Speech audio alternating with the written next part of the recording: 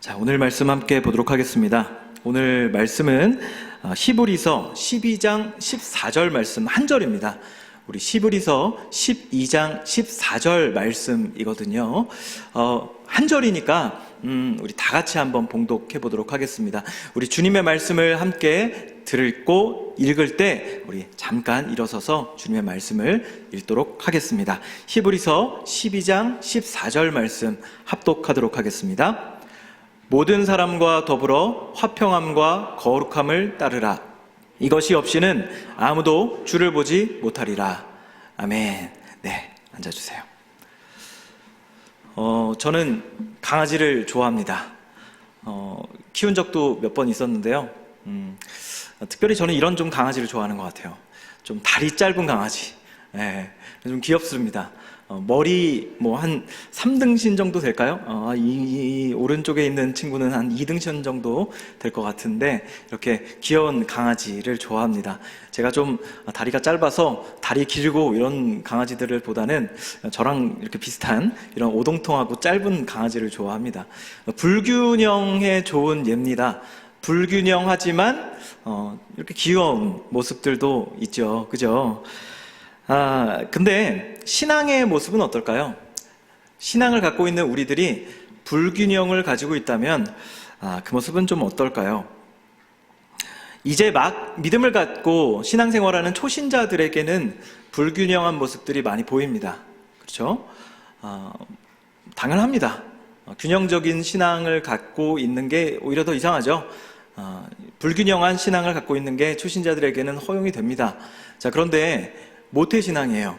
그리고 신앙의 연수가 계속 있는 사람들, 평생 그리스도를 믿는 사람들에게 불균형한 모습이 보인다면 어떨까요? 믿음은 균형적인 것을 말합니다. 마티라는 신학자는요, 이렇게 얘기했습니다. 예의 바른 사람은 강한 신념이 없고 강한 신념을 가진 사람은 예의가 없다. 이렇게 이야기를 했습니다. 정중함과 품위를 놓치지 않는 동시에 신앙에 대해서는 강한 신념을 가져야 합니다. 그러면 얼마나 좋을까요? 예의 바르고 신념도 가지고 있다면 참 좋겠죠? 근데 여기서 드는 질문은 이겁니다. 친절하고 교양 있는 사람이 동시에 강한 신념을 갖는 것이 가능할까요? 분명 쉽지는 않을 겁니다. 일반적으로 어느 한편을 선택하면 어느 한쪽은 약해지기 마련입니다. 제가 지난 설교 때 앞에 나와서 이렇게 여러분들에게 좀 도전적인 메시지를 좀 드렸죠. 기억하실지 모르겠습니다. 저희 딸이 이런 얘기를 하더라고요. 아빠 또 화냈네. 네. 화낸 게 아닌데. 근데 우리 딸에게는 저에게 좀 그런 도전적으로 예레미야 선지자처럼 좀 그런 좀 사명이 있거든요, 개인적으로. 그래서 여러분들에게 이렇게 강권을 하는 것인데 딸의 눈에는 아빠가 화낸다고 생각했나 봐요. 그런 모습만 있는 건 아니거든요. 그만큼 제 메시지가 좀 아무래도 그런 쪽으로 좀 치우쳐 있지 않나라고 좀 생각해 보게 되는 계기가 됐습니다. 절대 그렇지 않다라는 것을 말씀드리고 싶어요. 오늘은 소수의 시대라는 시리즈로 마지막 편입니다. 여러분들에게 지난주까지만 얘기하고 끝났다면 조금 오해될 수도 있고 조금 미진하고 불완전할 수 있기 때문에 여러분들에게 오늘 설교를 마지막으로 드리면서 소수의 시대의 시리즈를 마치도록 하겠습니다. 자, 마틴 신학자가 말한 것처럼 예의 바르고 신념을 가지고 있다. 이 두 가지를 병행한다는 것이 불가능해 보이지만 그렇게 또 아주 불가능한 것은 아닙니다. 예의를 갖춘다고 신앙적 관념을 발휘라는 말은 상대주의적 관점을 가지라는 말은 절대 아닙니다. 우리가 예의를 갖추고 우리 주변에 일어나는 현상을 비판하지도 않고 무분별하게 받아들이는 것도 얘기하는 것이 아닙니다. 플러신학교 총장 리처드 마우는요, 또 이렇게 이야기를 했습니다. 인간이 판단이라는 행위를 완전히 벗어나는 것은 불가능하며 오히려 누군가에게 판단한다는 말이 가장 판단하는 행위다. 제가 이 책을 읽으면서 저도 많은 사람들에게 이렇게 판단한다, 너 판단하지 마, 이렇게 얘기를 했었던 걸로 기억하는데, 그것 자체가 판단하는 행위였구나를 알게 됐습니다. 예를 들어 볼게요. 토론을 할 때 우리가 어떤 사람의 이야기를 듣죠? 또 그리고 그 사람이 자신의 입장을 견지하고 표명할 때 그 사람에게 판단하지 마 라고 얘기하는 순간 그 토론은 망한다고 리처드 마우 교수는 얘기합니다. 이게 토론을 막는 가장 치명적인 점이고 이 순간 건전한 토론의 장은 깨지고 만다고 마우 교수는 지적하거든요. 또한 성경에서도 분별력을 가지라고 이야기를 합니다. 자, 읽어주세요. 악을 선하다 하며 선을 악하다 하는 자들은 화 있을진저 영을 다 믿지 말고 오직 영들이 하나님께 속하였나 분별하라. 여기 뭐라고 되어 있죠? 분별하라. 빨간색 글씨로 되어 있죠? 그죠? 분별해야 됩니다. 분별. 악을 선하다 하고 선을 악하다 하는 자들은 화 있을진저. 대한민국의 많은 강단에서 여러분들에게 위로의 메시지 그리고 여러분들에게 희망의 메시지를 전달하는 것을 들을 수가 있습니다. 일견 맞는 말이기도 합니다. 하지만 악한 시대 가운데 악하다라고 이야기할 수 있어야 하지 않을까요? 자, 또 선을 악하다라고 얘기하는 것도 잘못된 현상이죠. 선은 선대로, 악은 악대로 이것을 분별해야 됩니다. 또한 이게 영이라고 해서 다 믿는 것이 아니라 하나님께 이 말씀이 속해 있는지 분별해야 되는 거예요. 또한 사도 바울은 갈라디아서 5장 말씀을 통해서 성적 부도덕함과 더러움과 술 취함에 대해서 단호한 입장을 취하라고 강력하게 주장합니다. 제가 읽겠습니다. 육체의 일은 분명하니 곧 음행과 더러운 것과 호색과 우상 숭배와 주술과 원수 맺는 것과 분쟁과 시기와 분냄과 당짓는 것과 분열함과 이단과 투기와 술취함과 방탕함과 또 그와 같은 것들이라. 전에 너희에게 경계한 것 같이 경계하노니 이런 일을 하는 자들은 하나님의 나라를 유업으로 받지 못할 것이요. 네, 아까 나왔죠? 분별, 그죠? 그리고 경계. 성경은요, 세상 속에서 분별하고 경계하라고 얘기합니다. 그렇지 않으면 하나님 나라를 상속받을 수 없다고 말씀하시는 겁니다. 자, 그러니까 분별력과 판단력이 없다면 우리는 혼란한 세상 가운데서 휩쓸리는 삶을 살게 될 것입니다. 자, 우리 청년 여러분들 저와 함께 같이 한번 따라해 주시겠어요? 신앙은 분별이다. 시작. 신앙은 분별입니다. 신앙은 분별입니다. 자, 요리사가 손님들을 위해서 재료를 선별합니다. 이게 그 사람에게 먹을 만한 것인지, 사람이 먹을 만한 것인지 아닌지를 골라야 될 거 아니에요. 그죠? 제가 예전에, 일식당에서 일을 한 적이 있어요. 근데 일식당에서 알바를 했을 때, 이제 생선이 이제 들어오잖아요. 참치가 딱 들어오잖아요.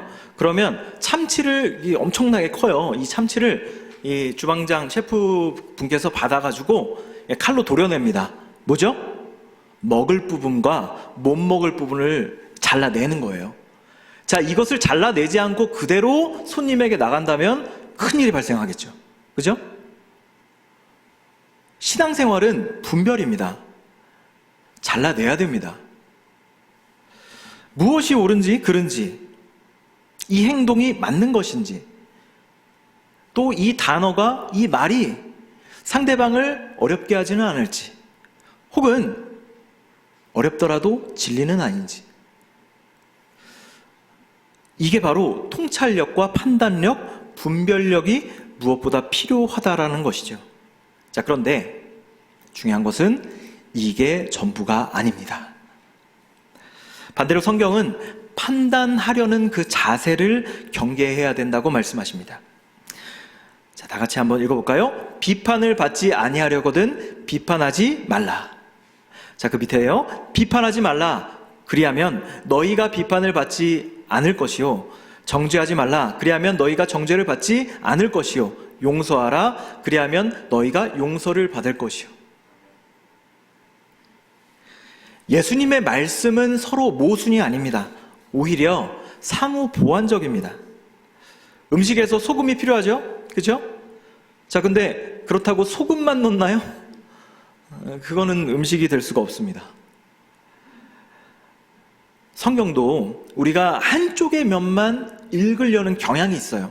그죠? 또 내가 아는 좋은 구절들을 빼서 평생의 좌우명으로 삼는 경우가 있습니다. 물론 그럴 수 있지만 위험한 게 있어요. 내가 좋아하는 구절만 읽게 된다라는 겁니다. 자, 우리 이 성경을 보시면요. 마태복음의 7장 말씀이죠. 이 본문의 내용을 보면 자기 잘못은 신경도 안 쓰면서 남을 비판하는 그 위선에 대해서 얘기하시는 겁니다. 자, 그리고 누가복음 말씀은요, 사랑하는 마음 없이 용서하지 않는 마음으로 비판하는 자들을 언급하신 겁니다. 성경은 이렇게 한쪽만을 말씀하시지 않아요. 균형을 잃지 않습니다. 오늘 본문도 마찬가지입니다. 히브리서 말씀입니다. 모든 사람과 더불어 화평함과 거룩함을 따르라. 이것이 없이는 아무도 주를 보지 못하리라. 아멘. 그 원문을 보면 이 문장에서 가장 중요한 것은 화평함과 거룩함, 이게 아니라 의외로 여기서 포인트는 뭘까요? 여기서 제일 중요한 문장은 뭘까요? 네, 모든 사람과 더불어입니다. 여기에다가 여러분들이 형광펜을 이렇게 칠하셔야 돼요. 화평함이나 거룩함 어느 한쪽이 아니라 앞에 부분, 모든 사람과 더불어, 이쪽이 강조점입니다. 영어 성경 NIV를 보면요, 모든 사람은 all men이라고 번역되어 있습니다. 자, 그러니까 어떻습니까? 우리 교회 공동체, 서울은현교회, 다니엘 여호수아 청년부, 우리 셀, 원, 이것만 이 안에서만 화평함을 누리는 것이 아니라 모든 사람들, 그죠? 문 밖을 나가서 만나는 사람들, 교회 공동체, 또 본문에서는 이방인, 동족, 유대인, 헬라인, 로마인, 야만인들을 모두 포괄해서 이야기를 하는 겁니다.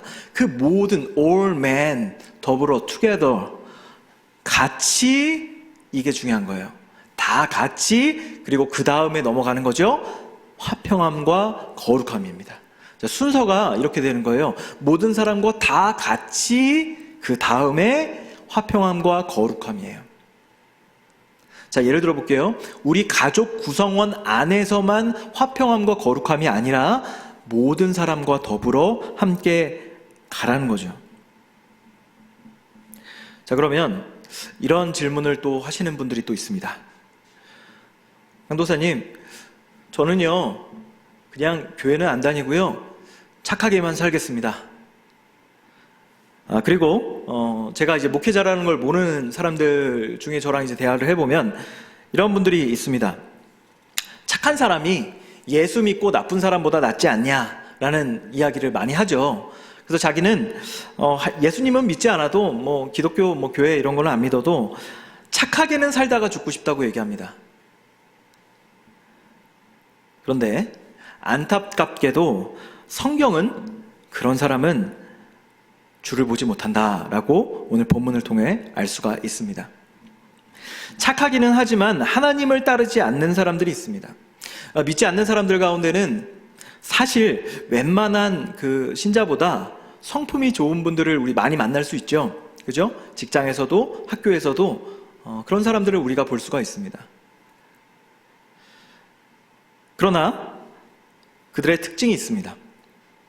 자신의 의와 가치관으로 삽니다. 성실하지만 그 기준은 언제나 누구에게 있죠? 자신에게 있습니다. 아주 착해 보이지만 결국에는 모든 잣대가 자기에게 있는 사람들이죠. 착해 보이지만 거룩한 사람은 아닙니다. 거룩한 사람은 누굴까요? 바로 하나님의 말씀을 좇는 자입니다. 그리고 그 말씀대로 살아가는 사람입니다. 세상의 가치관과 기준이 아니라 하나님의 기준과 시선으로 세상을 바라보는 사람들이 거룩한 사람들입니다. 분명히 같은 사안을 보더라도 이분들은 세상 사람들이 보지 못하는 것을 보시는 분들이에요. 그들은 세상에 속하면서도 세상에 속해 있지 않는 사람들입니다. 자, 여러분들 질문 드릴게요. 거룩한 삶은 재미없고 불행할까요? 어떻게 생각하세요? 그렇게 느껴지지 않나요? 솔직히? 그죠? 아, 나는 예수 믿는 순간 망했다. 재미없는 삶을 살아가는 거다. 이렇게 우리가 생각할 수도 있잖아요. 자, 그런데 그렇지가 않습니다. 오히려 거룩하지 않는 삶이 불행하고 진짜 재미는 누리지 못하는 삶입니다. 이 말은 거룩하지 않은 인생을 살아본 사람만이 느낄 수가 있습니다. 누군가와 교제합니다. 그리고 그 교제 가운데 몰래 바람을 피면 여러분들 사랑이 2배가 될까요? 2명과 연애하는 걸까요? 아니요. 한 사람하고도 온전한 연애를 하고 있지 못한 겁니다. 그죠? 그 사람은 2배의 사랑, 3배의 사랑을 하는 게 아니라 하나의 사랑도 제대로 하지 못하고 있는 겁니다. 거룩한 삶이 어렵다고 생각하고 지레 겁먹지 마십시오. 반대로 거룩하지 않는 즐거운 삶을 살았을 때 영혼의 고통은 훨씬 더 큽니다. 반대로 거룩한 삶만 추구하면 어떻게 될까요?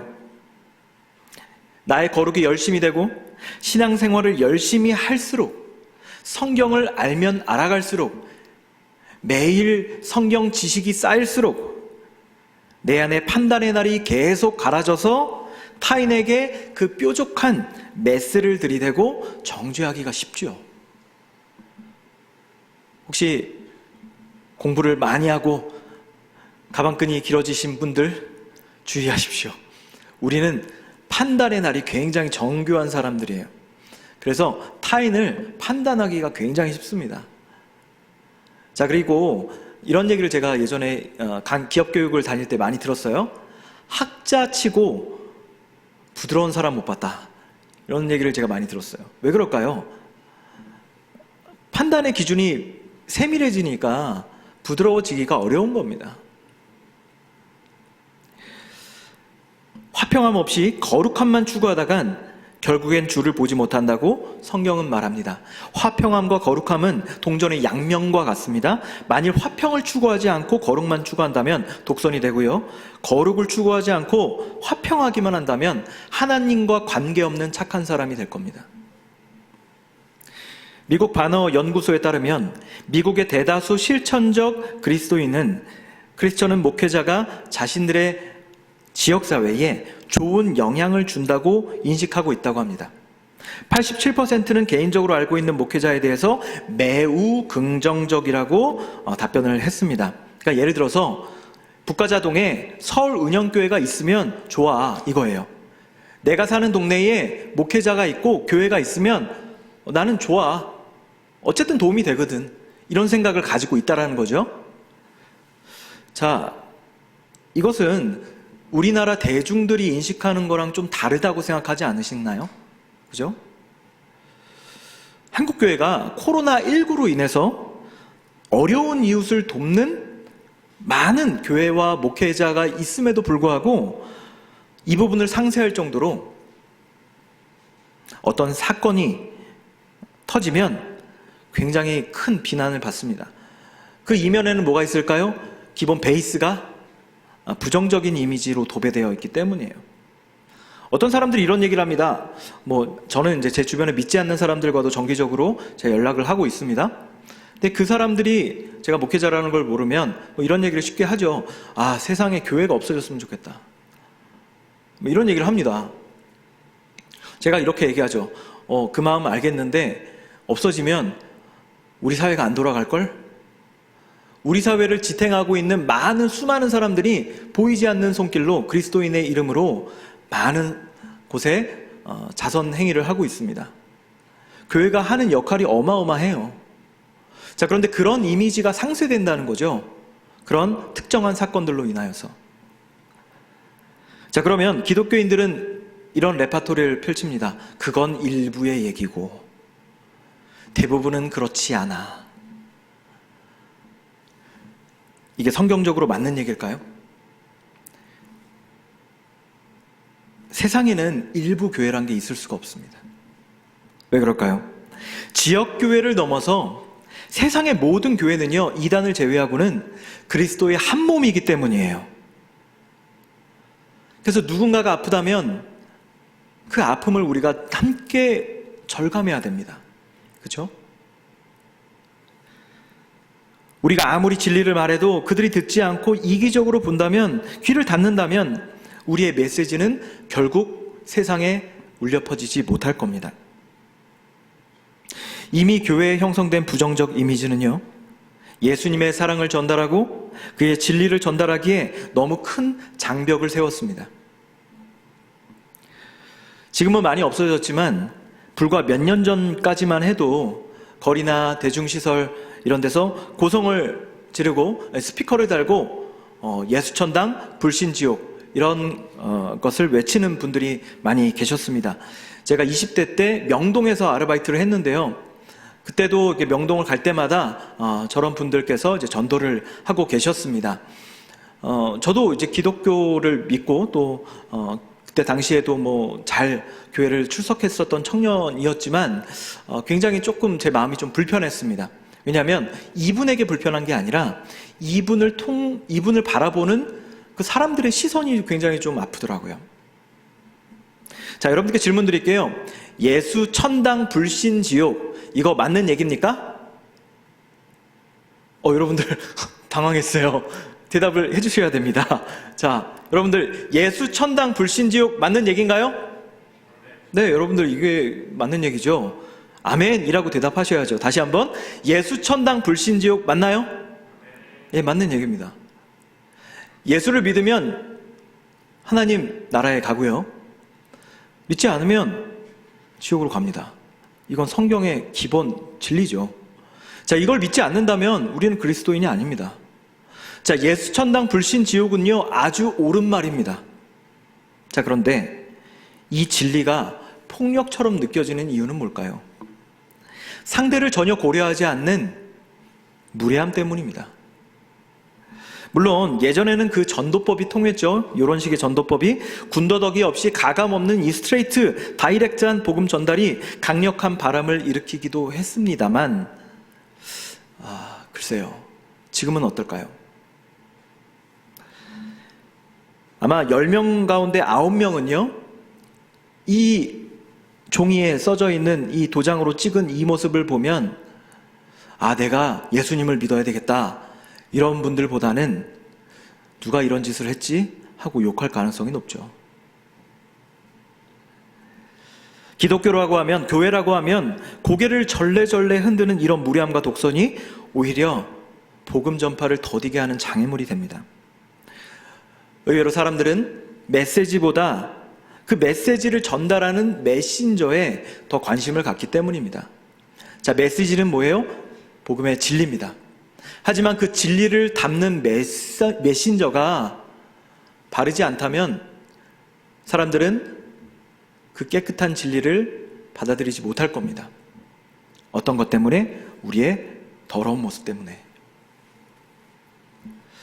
제가 예전에 판촉 지배인을 했습니다. 호텔리어로 제가 일을 했습니다.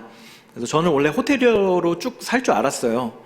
20대 때, 24살 때 그 호텔에 취직을 해서 그 프론트 클락이라는 역할을 했습니다. 프론트 클락 뭔지 아세요? 딱 체크인을 하면 그 앞에서 그 예약 업무를 봐주시는 분들 있죠? 객실 키를 주고 이런 역할을 제가 당시에 20대 때 강남 교대역에 있는 한 특급 호텔에서 그 일을 했습니다. 자, 그리고 몇 년 지나서 제가 다른 호텔에 판촉 지배인을 달게 됐어요.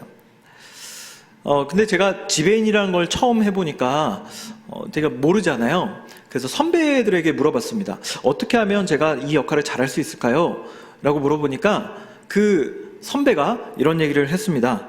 그냥 가서, 거래처 가서 3개월 동안 일 얘기하지 말고 그냥 커피만 마시고 와. 네, 저는 그렇게 했습니다. 좀 납득이 안 됐죠?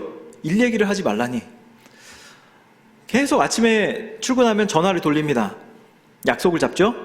그리고 오후 되면 나가요. 뭘 하냐면, 뭐 시청이든 강남이든 제가 지하철 타고 다니면서 막 여기저기 돌아요. 그리고 거리쳐 가서 그냥 인사하고 커피 마시고 나오는 겁니다. 그걸 3개월을 했습니다. 자, 근데 나중에 제가 그 선배가 왜 그런 얘기를 했는지 알게 됐어요. 이제 그 사람과 제가 신뢰관계가 형성됐죠.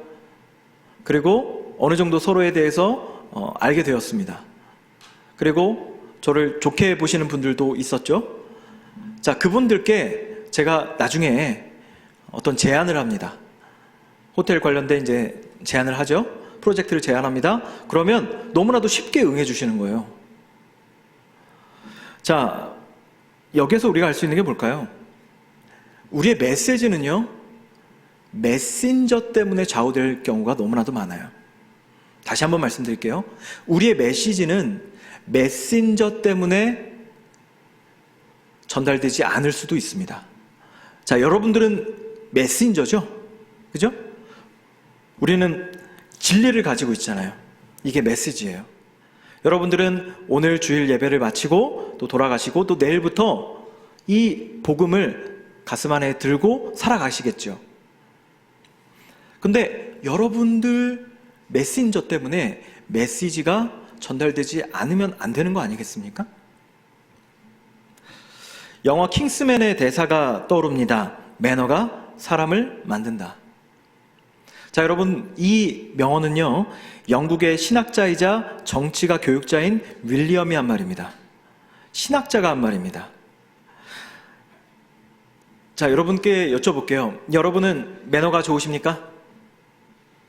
뭐 좋다고 하시겠죠. 매너 좋으세요? 제가 많은 분들께 요즘에 그 다니엘, 저는 청년부를 섬기고 있기 때문에 청년부 우리 친구분들에게 제가 전화도 하고 카톡도 합니다. 자, 근데 재밌는 것은 뭐냐면 제가 안녕하세요 라고 먼저 이야기를 하죠. 자, 영어로 한번 해볼게요. 헬로우라고 하면 뭐라고 해야 될까요? 똑같이 헬로우라고 얘기해야 되겠죠, 그죠? 자, 근데 이런 분들이 많다는 것을 제가 느끼게 됐습니다. 안녕하세요. 예. 영어로 한번 해볼게요. Hello, yes. 말이 안 되는 말이거든요. 근데 그런 분들이 너무 많아요. 감사합니다라고 하면 뭐라고 해야 될까요? Thank you. 그럼 같이 Thank you 해야 되겠죠, 그죠? 근데 이런 분들 되게 많아요. 감사합니다. 예. 네. 제가 예전에 독일에 살았을 때 독일 사람들이 그렇게 뭐 따뜻한 사람들이 아니에요. 굉장히 냉철한 사람들입니다. 근데 그런 사람들마저도 제가 이렇게 같은 주택에서 살면 모르는 사람이잖아요. 그런데도 할로 이렇게 인사를 하고 그랬어요. 그분들은 그렇게 하더라고요. 근데 제가 그런 문화 속에 살다가 한국에 이제 딱 돌아왔습니다. 엘리베이터를 딱 탔어요. 어떤 여성분이 딱 들어옵니다. 안녕하세요. 제가 인사를 했어요. 벽 쪽으로 숨더라고요. 중간에 내리십니다. 왜 그럴까요? 왜 저를 피할까요? 그게 익숙하지 않은 거예요. 타인을 향해서 내가 모르는 사람에 대해서 인사하는 게 이상한 거예요. 그러니까 피하는 겁니다. 근데 그게 이상한 건가요? 아니요. 이상하다고 생각하는 그게 이상한 거죠. 우리는 매너를 갖춰야 합니다. 매너가 사람을 만든다는 얘기는 영화 명대사가 아니라 신학자가 한 말이에요. 아리스토텔레스는 인간은 도시의 시민으로서 역할을 감당할 만한 능력이 없다면 진정한 인간이라고 할 수 없다라고 얘기했습니다. 신학자 토마스 아퀴나스는 아리스토텔레스의 철학이 성경에 확증된 것이라고 얘기했고, 종교개혁자 존 칼빈도 공적인 삶이 우리의 교양을 정립시킬 기회를 제공한다고 말했습니다. 자, 예를 들어서 인간만이 할 수 있는 건 뭐냐면 바로 이겁니다. 자, 우리가 동물과 다른 것은 처음 보는 사람들을 공격하지 않는 것이래요. 자, 우리 이 자리에 다 모였죠? 옆에 있는 분들 아시나요? 뭐 아는 사람도 있죠? 한번 좌우 양옆을 봐주세요. 예, 아는 분들도 있는데 잘 모르는 분들도 있을 거예요. 그죠? 근데 우리는 서로 공격하지 않아요. 예, 만약에 우리가 동물이라면 성난이를 드러내고 경계하고 영역 표시하고 가까이만 있어도 물어뜯고 그랬을 겁니다. 근데 우리는 그렇게 하지 않았어요. 심지어 처음 보는데 인사를 하고 축복을 하고 사랑한다고 얘기합니다. 더 나아가서 처음 온 사람을 환대하고요. 이거는 인간만이 할 수 있는 거라고 합니다. 그렇기 때문에 매너가 사람을 만든다고 이야기를 한 겁니다. 자, 인간은 악한 본성을 갖고 있지만 이 이성과 하나님의 선하심을 구하는 영성이 곧 화평함과 거룩함을 따르는 그 방향을 촉진시키게 합니다. 우리는 하나님의 거룩한 형상을 따라 지어진 존재이기 때문이죠. 인간 관계의 능력, 서로 예의 바르게 대하는 방법, 낯선 자들을 친절하게 대하는 것은 동물이 할 수 없는 인간다움을 보여주는 것입니다. 그래서 우리는 세상 앞에 무례히 대해서는 안 됩니다. 뭐 때문에? 메시지 때문에. 우리가 잘 보이기 위해서, 높은 평가를 받기 위해서 그렇게 행동하는 것도 있겠지만 더 큰 목적은 뭐라고요? 우리는 메시지를 품고 있기 때문에. 그래서 우리는 메신저를 다듬어야 되는 거예요. 혹 우리가 선택받았다는 잘못된 선민주의로 인해 믿지 않는 사람들을 불쌍히 여기는 것을 넘어서 그들보다 뭔가 우위에 있다라는 영적 교만에 빠지기가 쉽습니다. 우리는 그들을 늘 섬겨야 되고 예수 그리스도가 제자들의 발을 닦은 것처럼 겸손히 우리는 제자도의 삶을 살아야 합니다. 교회는 세상을 위해 있습니다. 교회는 세상을 향해야 합니다. 의사는 병든 환자를 위해 존재하기 때문입니다. 교회가 교회만을 위할 때 그것은 뭔가 잘못된 거죠. 의사가 의사들끼리 좋아합니다. 무슨 의미가 있나요? 병원에 환자들이 와야 됩니다. 자, 교회 공동체 안에 환자들이 와야 됩니다. 저도 환자죠. 그죠? 여러분들도 환자 아니겠습니까? 예수님을 제외하고는 모두 다 우리는 병든 존재 아니겠어요? 불완전한 존재 아니겠어요? 우리는 서로 힐링해줘야 돼요. 치료해줘야 됩니다. 우리는 복음의 거룩성을 놓쳐서는 안 됩니다. 우리의 복음에는 한 점의 왜곡도 있어서는 안 되죠. 영적 야성을 상실해서는 안 됩니다. 그래서 우리는 오늘 설교의 제목처럼 예의 있는 야성을 키워야 합니다. 하나님은 세상의 그 어떤 누구보다 균형적이신 분입니다. 성경은 일방적이거나 한쪽만을 지지하지 않습니다. 문제는 편향적으로 읽는 우리가 문제인 거죠. 사랑의 하나님만 봐서는 안 됩니다. 구약의 하나님도 있고요. 신약의 하나님도 있습니다.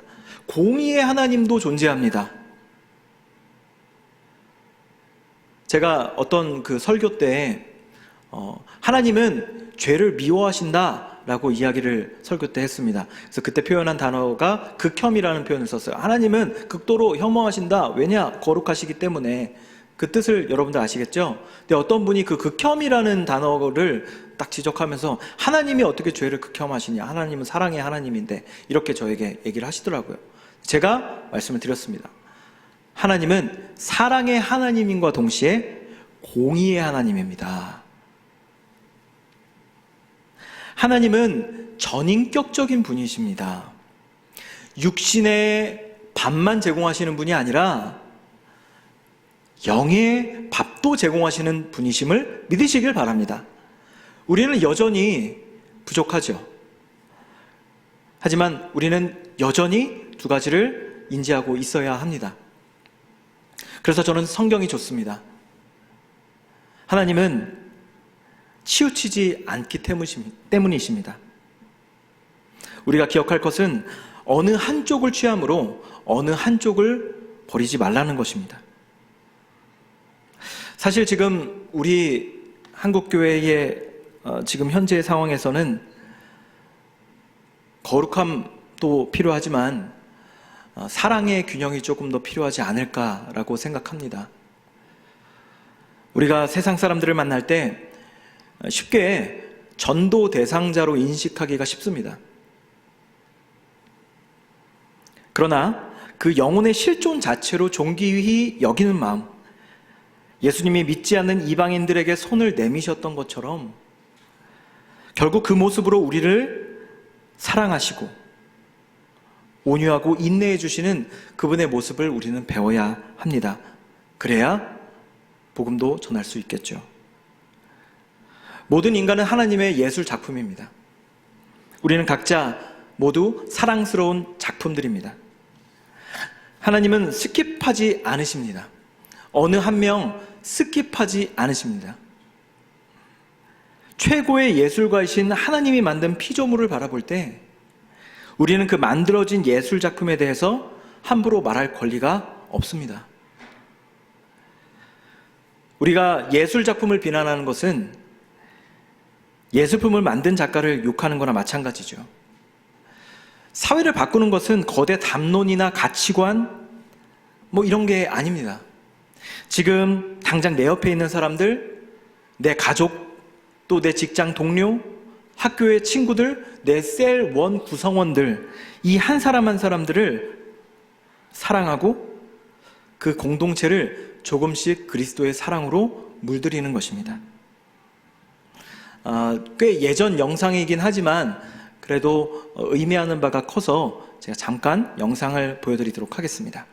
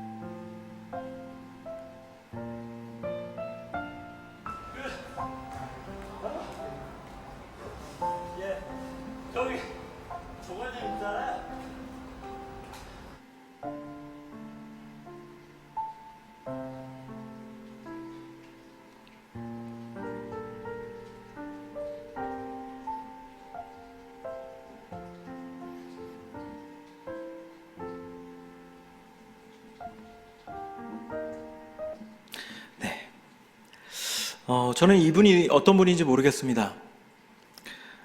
누구신지 밝혀지지는 않았지만 조심스럽게 그분은 그리스도인이 아닐까 생각합니다.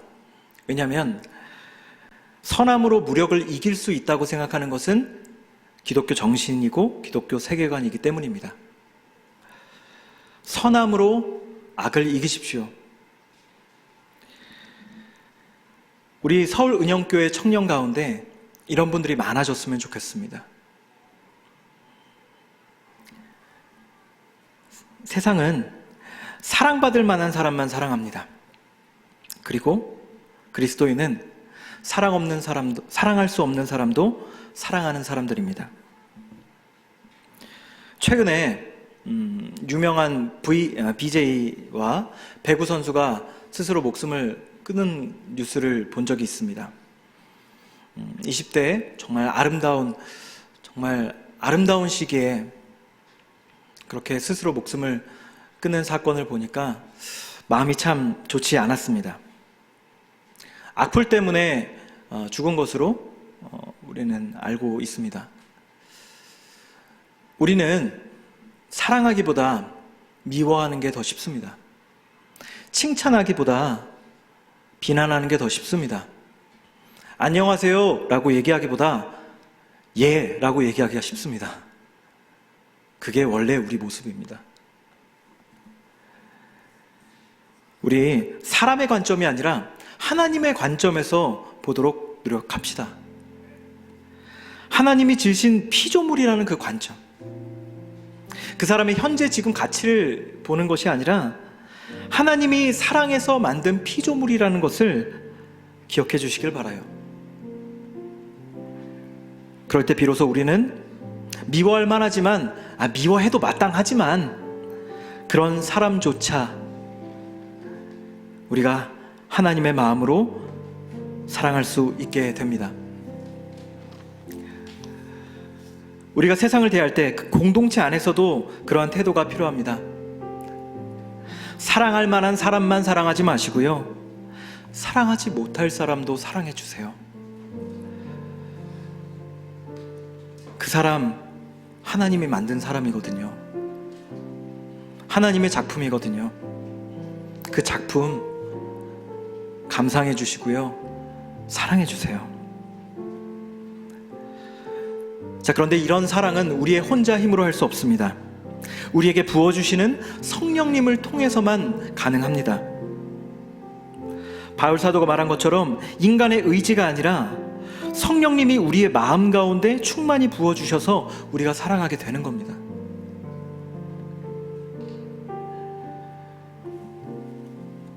제가 이 세 권의 책을 가지고 왔습니다. 여러분들에게 권합니다.